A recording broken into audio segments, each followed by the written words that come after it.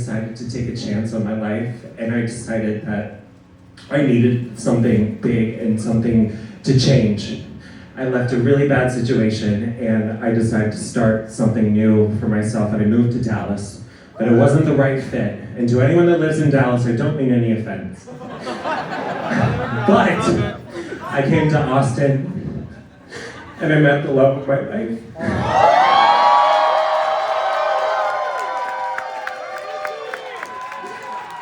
And that's what brought me here, and you guys are just the coolest little pocket that fucked up Texas has to offer. Let's keep working to bring back the weirdness in Austin. Gentrification be damned. No, but since season 3, I've tried and tried again to show and prove to myself that I am worthy of something like this. And I tried reassessing and unpacking so much over the years. And there's a lot in here. First of all, I can proudly say that I am autistic. I am. I'm neurodivergent as hell. And I am not sorry for the way that I communicate, the way that my brain works, the way that I think, and the way that I process. It is not a superpower, it is a curse to live with every single day. And I encourage any of you to expose yourself and surround yourself with autistic neurodivergent people so you can understand people more.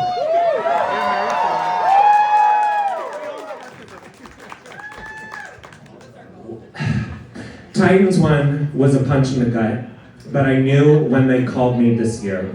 Right after Urinetown the Musical and Bastrop, I had the time of my life marrying my drag with theater. And to my castmates, thank you so much for making that a phenomenal production and being the professionals that you are, because it supercharged me to go into this season. And I was coming up with my looks as I was backstage, making sure I had all my materials together, and as soon as we closed, I hit the fucking ground running, getting ready. And I just want to say that I am a proud theater kid, and I will never apologize for that. What you see is what you fucking get. I know I am great at what I do. I am almost 15 years in this business, and I've worked fucking hard. I've worked so hard, and getting my flowers finally feels so fucking good.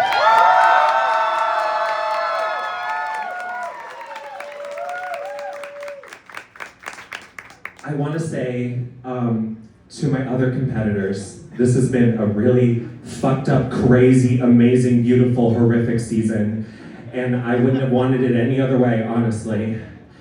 To my top 4 people, Jaharia, you are an incredible entertainer, and never stop doing what you're doing because it fucking works. It works, and keep being authentic and keep being you. You are hilarious, and you have a heart as big as my...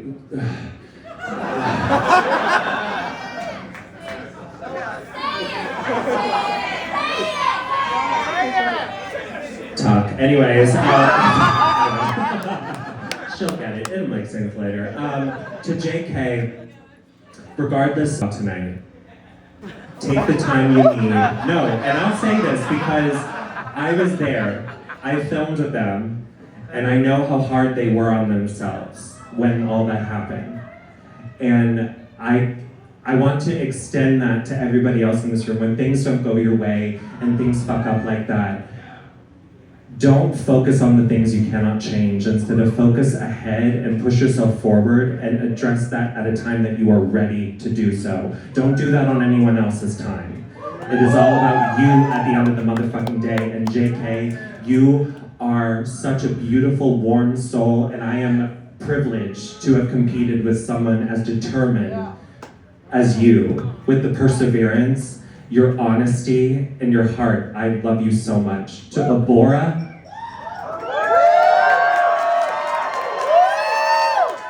I'm gonna lose my fucking contact, oh my god. I'm just kidding, these are my real eyes. Abora, you are the reason why I started with Dragula. seeing you take a chance with yourself with Bitch on season 2 was so inspiring. And like I said in the reunion, I was outside that window waiting to get in because I respect and love alternative culture. I love this community and how free and artistic and unapologetic it is. And seeing what Dragula was on season 2 and the magic they made on season 2, that was a high fucking bar. And Abora, you are Dragula.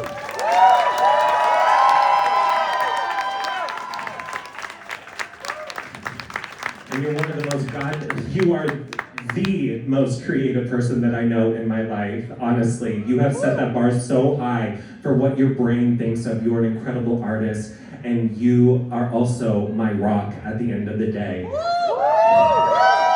And this one too. you both are incredible. I want to thank the Boulets. I want to thank the entire Dragula team. Casey, I see you. That's our editor right there, one of our story producers, Casey Boulet. Bitch, you are so petty and messy, and I fucking love you. I love the editing was so good this season. You did such a beautiful job with the team, and it was such a dream to get to step into the studio and work with you guys again. The Boulets, thank you for giving me this opportunity, for approaching me about season 3. At the precinct backstage area, I walked in, they were waiting for me in the freezer, and they were like, so have you ever considered doing Dragula? I was like, what the fuck? I was wasted out of my mind that night. I was like, what the fuck is going on right now? But it was a chance that I took on myself. I think I lost it. Oh, you put it, it's on me? Oh, sorry. But oh God, already! No, but with that, and seeing the way that they wanted to take a chance on me for my talent and not just my storyline contribution like other TV shows do. No shade to Drag Race at all. No shade to Drag Race, but I tried that horse, but she just would not, you know, give me what I wanted. So I moved on, and it's the best goddamn decision that I did because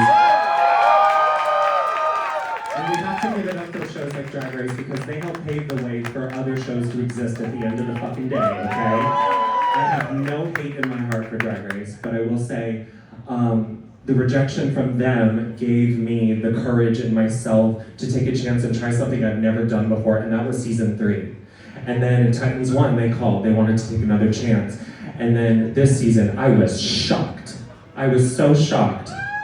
And the way that they made and directed and put this season together, it was the most beautiful puzzle at the end of this story. And I'm so privileged to be a part of this incredible season because this is the best season of Dragula thus far. And I am eternally grateful to the Boulets, and I cannot wait to go on tour next year.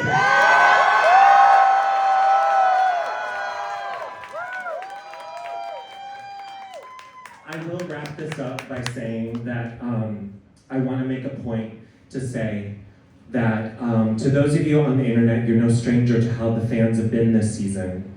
They have been nasty, and they have been aggressive, and they have been just making this process very miserable for a lot of us. So what I will say with that is I encourage anybody to take whatever energy you have tonight and uplift the other competitors and send them some love. It does not cost a cent to be kind.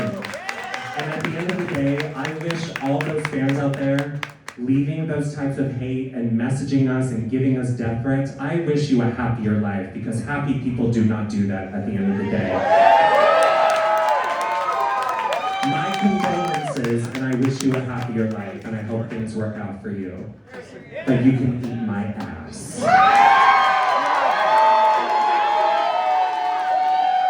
You can eat the hairiest part of my ass, bitch. God. Anyways, Priscilla.